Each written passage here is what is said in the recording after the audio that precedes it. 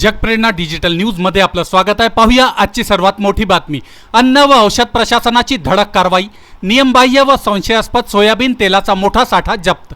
गोंदिया अन्न व औषध प्रशासन विभागाचे आयुक्त तुकाराम मुंढे यांच्या निर्देशानुसार राज्यात भेसळयुक्त निकृष्ट आणि मानकांचे उल्लंघन करणाऱ्या अन्नपदार्थ विक्रेत्यांविरोधात विशेष मोहीम राबवली जात आहे। त्याचाच एक भाग म्हणून अन्न व औषध प्रशासन गोंदिया येथील अन्न सुरक्षा पथकाने एका गुप्त माहितीच्या आधारे दिनांक 1 जून 2026 रोजी धडक कारवाई केली।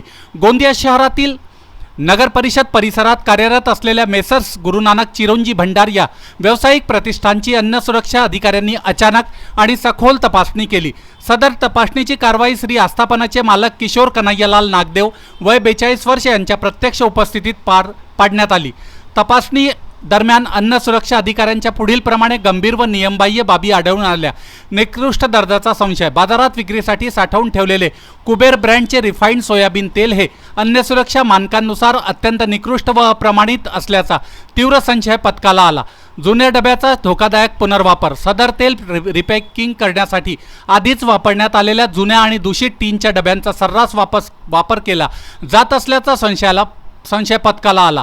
अशा जुन्या डब्यांच्या पुनर्वापरामुळे खाद्यतेलांमध्ये रासायनिक क्रिया इतर विषारी घटकांचे मिश्रण होण्याची भीती असते, जे मानवी आरोग्यासाठी अत्यंत घातक ठरू शकते। या गंभीर बाबींची तत्काळ दखल घेत अन्न सुरक्षा पथकाने ग्राहकांच्या आरोग्याची सुरक्षा लक्षात घेऊन 688.4 किलोग्रॅम रिफाइंड सोयाबीन तेलाचा साठा जागीच जप्त केला।